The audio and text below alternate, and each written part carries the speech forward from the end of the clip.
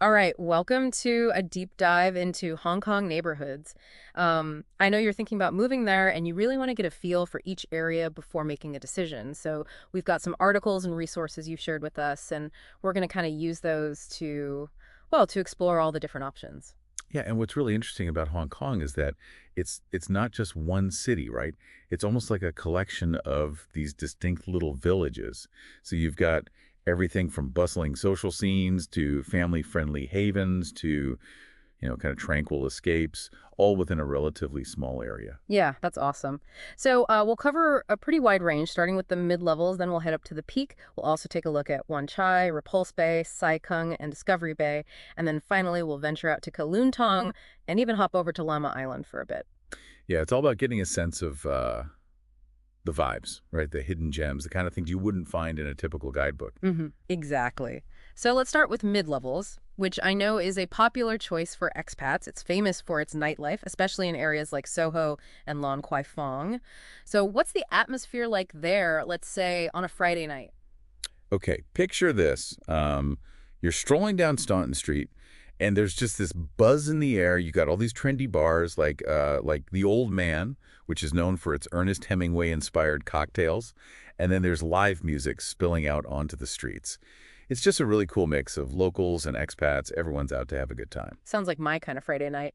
And if you're working in the central business district, mid-levels is super convenient, right? With that famous escalator. Oh yeah, definitely. The Central Mid-Levels escalator, it's actually the longest outdoor escalator system in the world. You're literally gliding up the hillside, passing through all these different neighborhoods, getting these amazing city views. It's definitely a unique way to get around. I can imagine. And it's not just about the nightlife, right? Mid-levels is also popular with families, especially those with school-aged children. Right? You've got some top-notch international schools there, like the French International School and the German-Swiss International School.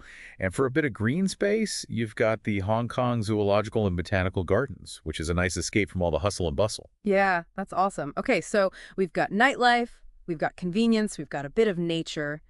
Now let's head up to the Peak, which is known for, well, it's peak real estate. Yeah, the Peak is where you'll find the most exclusive addresses in Hong Kong. I'm talking luxurious townhouses, sprawling apartments with those breathtaking harbor views, and a sense of tranquility that's hard to find anywhere else in the city. Those views must be incredible. Oh, they're amazing. They really are. The Peak is known for its low-rise architecture, so there's nothing obstructing those panoramic vistas. There's actually a specific trail called the Peak Circle Walk that gives you a full 360-degree view of the city, the harbor, the surrounding islands. Wow, sounds like a must-do. But I bet that level of exclusivity comes at a price, right? Yeah, you're right. The Peak is definitely one of the most expensive areas in Hong Kong. But for those who value privacy, serenity, that prestigious address, it's worth every penny. Plus, you've got top-tier international schools like the German-Swiss International School up there. And of course, a whole range of amenities, from private clubs to high-end restaurants. So it's like a world unto itself. Okay, let's shift gears a bit and talk about Wan Chai, which I understand is a bit more down to earth, both in terms of vibe and budget. Yeah, Wan Chai is this really cool blend of old and new.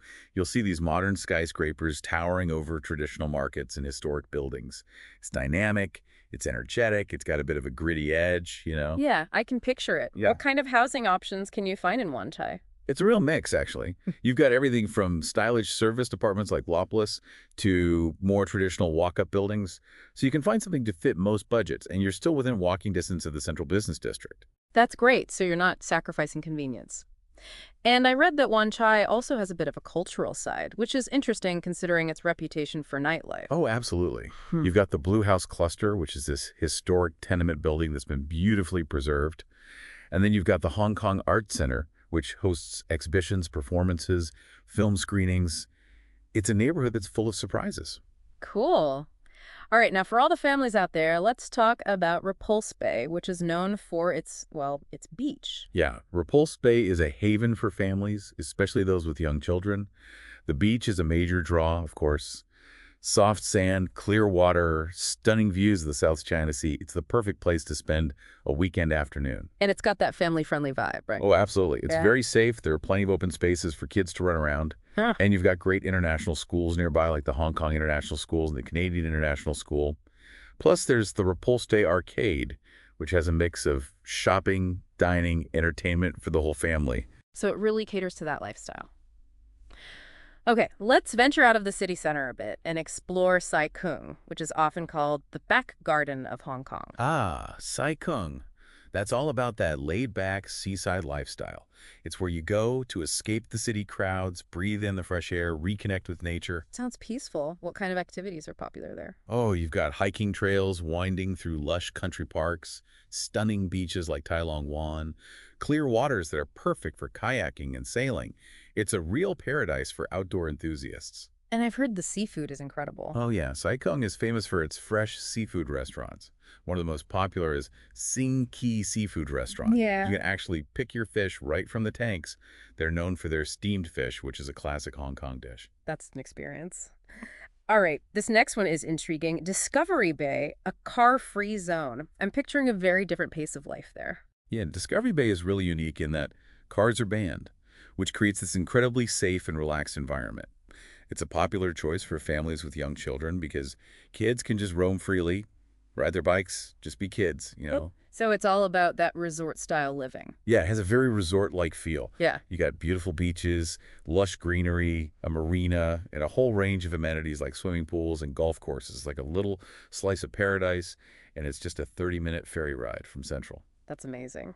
Okay, speaking of ferry rides, let's hop back over to Kowloon and explore Kowloon Tong, which I understand is known for its prestigious feel. Yeah, Kowloon Tong is a really sought-after residential area. It's known for its excellent schools, spacious living, and a sense of tranquility, so it's very popular with families who value education and a more laid-back lifestyle. I bet the schools there are top-notch. Oh yeah, you're right. Kowloon Tong is home to some of the best international schools in Hong Kong, including the American International School, the Australian International School, and Yu Chung International School. So families have plenty of choices when it comes to education. And what about the housing options in Kowloon Tong? What can people expect? You'll find a mix of low-rise apartments, colonial-style houses, and even gated communities. There's a sense of spaciousness that you don't often find in other parts of Hong Kong. And it still has that easy access to the city center, right? Oh, definitely. Kowloon Tong is well connected by the MTR, which is Hong Kong's super efficient subway system. You can be in Central in about 20 minutes. So you get the best of both worlds, a tranquil residential area with easy access to all the excitement of the city. All right, for our final stop, we're escaping the city altogether and heading to the serene shores of Lama Island. Ah, Lama Island. It's a world away from the hustle and bustle of Hong Kong. It's car-free, skyscraper-free. It's all about embracing a slower pace of life. I bet the atmosphere is completely different. Oh, it's like stepping back in time. You've got these narrow walking paths, traditional villages, lush greenery, stunning beaches. It's a place to unwind, reconnect with nature, escape the urban grind. I love it. And what about housing on Lama Island? I imagine it's a bit more rustic. You'll find a mix of village houses, low-rise apartments, even some modern developments. And it's generally more affordable than living in the city center. So it's a great option for those seeking a more budget-friendly lifestyle without sacrificing that island charm. Absolutely. And Lamb Island has a really vibrant local community with lots of shops, restaurants, bars. You can really experience a different side of Hong Kong, one that's more laid back and authentic. That's awesome. Wow, we've covered a lot of ground. Each neighborhood really does have its own unique personality, from the bustling streets of mid-levels to the tranquil shores of Lama Island. It's amazing how much diversity you can find within one city. I'm already feeling inspired to book a flight, but before we get ahead of ourselves, I think we need to address the practicalities of actually making that move to Hong Kong. Yeah, that's a good point. Yeah. Let's delve into the logistics in our next segment. Okay, so we've explored all these amazing neighborhoods, but let's get real for a second. Moving to a new country is a big decision. What are some of the things our listener really needs to consider before packing their bags? Yeah, I mean, it's important to weigh the pros and cons, right? Make sure it's the right fit for you. Okay, let's start with the big one, the cost of living. We all know that Hong Kong is an expensive city, but is it really that much more expensive than other global hubs? Well, Hong Kong consistently ranks among the most expensive cities in the world. So, yeah, it's definitely something to factor in when you're making the move. So how does it actually break down? Like, what are the biggest expenses that expats should be prepared for? Well, housing is the biggest one, by far. Rent in Hong Kong can be astronomical, especially in those prime locations like the Peak and Repulse Bay. So if you're on a tighter budget, those areas might not be realistic options. Probably not. You might want to look at neighborhoods like Wan Chai, Sai Kung, or Llama Island, where rent is generally a bit more affordable. Okay, that makes sense.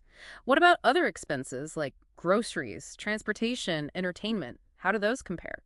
Well, groceries can be surprisingly expensive, especially if you're used to Western brands.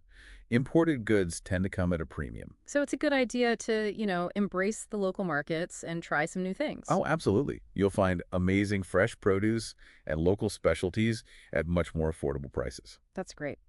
And what about transportation? Hong Kong has a fantastic public transportation system, right? Oh, it's incredible. The MTR, the subway system, is so efficient and affordable. It's definitely the best way to get around the city. So no need to worry about owning a car. No, not at all. In fact, owning a car in Hong Kong can be more of a hassle than a convenience. Parking is limited, and traffic can be pretty heavy. Okay, so we've got housing, groceries, transportation covered. What about healthcare? Hong Kong has a good reputation for healthcare, but how does it actually work for expats? Well, Hong Kong has a two-tier healthcare system with both public and private options. And what's the quality of care like in both? The quality of healthcare in Hong Kong is generally very high. Both public and private hospitals are well-equipped and staffed with experienced medical professionals. That's good to hear. But I imagine private healthcare can be quite expensive. Yeah, it can be significantly more expensive than public healthcare, so it's important to have comprehensive health insurance if you're planning to go that route. Good point. Is it easy to find English-speaking doctors? Yeah, many doctors in Hong Kong speak English, especially in private hospitals. Okay, that's reassuring for expats who may not be fluent in Cantonese. Absolutely. And many hospitals even have international departments that cater specifically to expats. So you've weighed the cost of living, you've figured out healthcare. What about the actual process of moving to Hong Kong? What are the visa requirements for expats? Well, Hong Kong has different visa options depending on your nationality and the purpose of your stay. Okay, so for someone who's moving to Hong Kong, specifically for work, what kind of visa would they need? The most common visa for employment is the employment visa, which requires a job offer from a Hong Kong-based company. And what about the process itself? Is it complicated? The process is generally pretty straightforward, but it does involve gathering the necessary documents and going through the application process, which can take a few weeks. Okay, so it's good to start early. And what about dependents? Can they come along? Yeah, dependents can apply for dependent visas, which allow them to live and study in Hong Kong. That's great. So you've got your visa sorted, you're ready to move. What about finding a job? Is it easy for expats to find work in Hong Kong? Well, Hong Kong is a global financial and business hub, so there are definitely opportunities out there for skilled professionals. What are some of the most in-demand industries? Finance, technology, education, and healthcare are consistently in high demand. And what about language requirements? Is it essential to speak Cantonese? While English is widely spoken in business settings, knowing some Cantonese can definitely be an advantage, especially in certain industries and just for navigating daily life. So it's not a deal breaker, but it's something to consider. Exactly. And, if you're planning to stay in Hong Kong long term, learning Cantonese can really enrich your experience and help you connect with the local culture. Okay, so you've landed a job, you've got your visa, you're ready to start house hunting. What's the housing market like in Hong Kong? Well, it's notoriously competitive and expensive. Yeah, I've heard stories about tiny apartments going for exorbitant prices. It's true.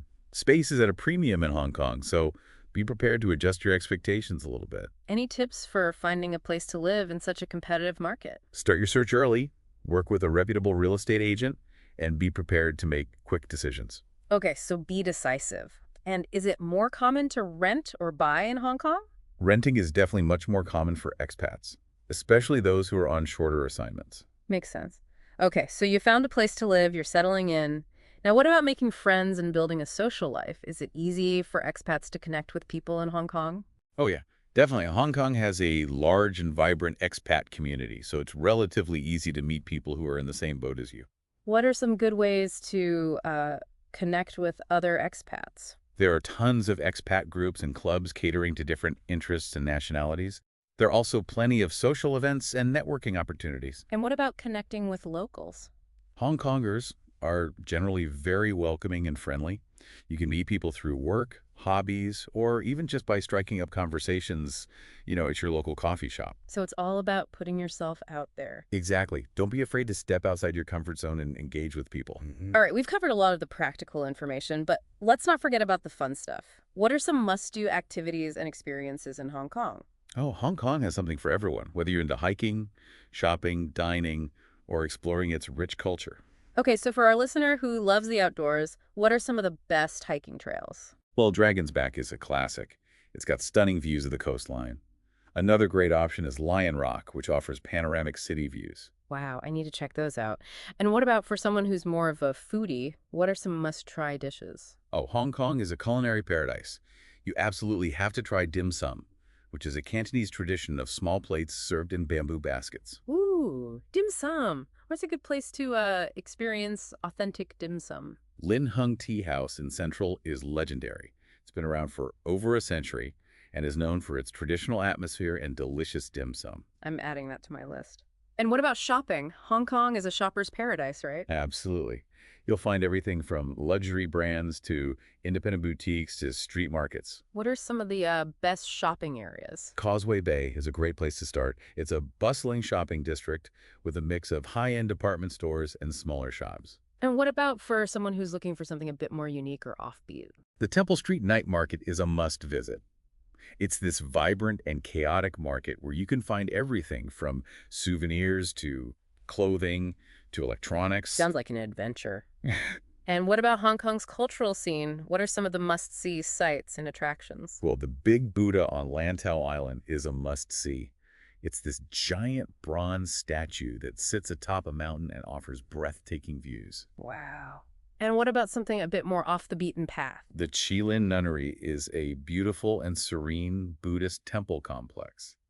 It's a hidden gem in the heart of the city. Okay, so we've got hiking, food, shopping, culture covered. What about getting around the city? We've talked about the MTR, but are there other transportation options? Oh yeah, Hong Kong has a very efficient transportation system that includes buses, trams, and ferries. What's the best way to get to those outlying islands we talked about? Ferries are the most common way to reach the islands, like Lantau Island and Lam Island. And are they easy to navigate? Yeah, the ferry system is very user-friendly with clear signage and announcements. Okay, so you've explored the city, you've tasted the food, you've shopped till you dropped. Now, what about adjusting to life in Hong Kong? What are some things expats should know about the local culture and customs? Well, Hong Kong has this unique blend of Eastern and Western influences, which can be both fascinating and challenging for newcomers. What are some key cultural differences that expats should be aware of? Hong Kong is a very fast-paced and efficient city. People are generally very polite and respectful, but also quite direct in their communication. So it's important to be mindful of your manners and avoid being, too loud or boisterous in public. Right. And it's also important to be patient. Mm. Queuing is a big part of Hong Kong culture, so be prepared to wait your turn. Okay, that's good to know. What about tipping? Is it customary in Hong Kong? Tipping isn't as common in Hong Kong as it is in some other countries, but it's always appreciated for good service. Good to know. And what about language? How important is it to learn Cantonese? While English is widely spoken, learning some Cantonese can really enhance your experience and help you connect with locals on a deeper level. Are there good resources available for learning Cantonese? Oh yeah, there are many language schools and online resources that can help you learn the basics. So it's definitely achievable, even if you're starting from scratch. Absolutely. And even just learning a few phrases can go a long way in showing respect and making a good impression. So we've covered the practicalities, the must-do experiences, the cultural nuances. Now let's talk about the bigger picture. What makes Hong Kong such a special place to live? Well, Hong Kong is a city of contrasts. It's a place where East meets West, where ancient traditions collide with modern innovation. And what about the energy of the city? What's it like? It has this palpable energy. It's a city that never sleeps. There's always something happening. And what about the people? What are they like? Hong Kongers are known for their resilience, their work ethic, and their entrepreneurial spirit. It sounds like a city that can both challenge you and inspire you. Exactly. It's a place that pushes you outside your comfort zone and encourages you to grow. This deep dive has been so insightful. I'm feeling even more excited about the possibility of moving to Hong Kong. Yeah, it's a truly captivating city with so much to offer. But before we wrap up, I want to ask you one more question. What advice would you give to our listener who's seriously considering making the move? I would say do your research, Visit Hong Kong if possible and talk to other expats who have made the move. That's great advice, because ultimately it's about finding the right fit for you. Exactly. Hong Kong isn't for everyone, but for those who embrace its challenges and its rewards, it can be an incredibly fulfilling place to live. Well said. I think we've given our listener a lot to think about. But before they start packing their bags, we have one more segment where we'll share some insider tips and resources that will make their transition to Hong Kong even smoother. Okay, so we've talked neighborhoods, practical stuff, even the culture. Now for some insider tips and resources to help you settle in. Time to unlock those secrets. What do you want to start with? Well, banking always seems daunting in a new country. How's the banking system in Hong Kong? Oh, it's very sophisticated, user-friendly, which makes sense, Hong Kong being a financial hub and all. You've got your pick, international banks, local ones, pretty easy to find what you need. And for expats, opening an account, is that pretty straightforward? Yeah, generally, you need your passport, visa, proof of address, the usual stuff. But the process itself isn't too complicated. Good to know. Now, I've heard Hong Kong is really advanced when it comes to mobile payments. True. Oh, totally. Huge here, actually. Everyone uses these apps like Octopus, Alipay. You can pay for anything, transportation, groceries, meals out. It's amazing. So smart to get those set up ASE then. Definitely makes life so much easier. Plus, you can even link them to your bank account, so seamless transactions. Cool. Switching gears a bit, communication. Cantonese is the main language, but how much English is spoken? You'll be fine with English, especially for business. You'll get by no problem. But for someone wanting to really dive into the local culture, Cantonese would be helpful, right? Oh, for sure. Even a few phrases show respect, helps connect with locals. Any good resources for learning? Tons. Language schools all over Hong Kong offer courses. Then there's apps like Cantonese Class 101, great for learning on the go. Handy. Okay, enough practical stuff. Let's talk transportation beyond the city center. We've touched on the MTR, but what else is there? Hong Kong's got this incredibly efficient, integrated system. Besides the MTR, you've got buses, trams, ferries. They can take you anywhere, even those outer islands. I bet that octopus card comes in handy here. Oh, it's a must-have. Yeah. MPR, buses, trams, even some ferries. It's like your ticket to seamless travel. Makes sense. Now, any tips for finding those hidden gems, those local spots that tourists might miss? Honestly, just explore, get lost in the different neighborhoods, talk to locals, ask for recommendations, be open to trying new things. You never know what you'll find. I love that get lost mentality. It's all about the adventure. Exactly. And don't stick to just the touristy areas. There's amazing stuff tucked away in those back streets. Speaking of back streets, Hong Kong street food is legendary. What are some absolute must-try dishes? Oh man, so many. Egg waffles, gotta try those, crispy outside, soft inside, delicious. And fish balls, classic street food, chewy, full of flavor. Yum. Anything a bit more substantial. Cart noodles, definitely customizable. You pick your noodles, toppings, sauce, a Hong Kong staple. This deep dive has made me hungry and so excited to experience Hong Kong myself. It's a city that captivates you, that's for sure. Before we finish up, any last advice for someone settling into life there?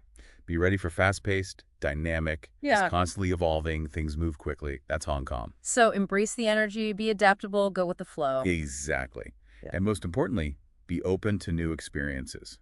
This city's a melting pot of cultures. Always something to discover. This has been such an amazing journey exploring all these different neighborhoods, from the city buzz to those tranquil islands. It's a city of endless possibilities for sure. And for anyone thinking of calling Hong Kong home, I hope this deep dive gave you some great insights. Yet, choosing where to live is personal. But if you want vibrant, dynamic, full of surprises, Hong Kong might just be it. Well said. So pack your bags, embrace the adventure, and get ready for the magic of Hong Kong. Until next time, happy travels.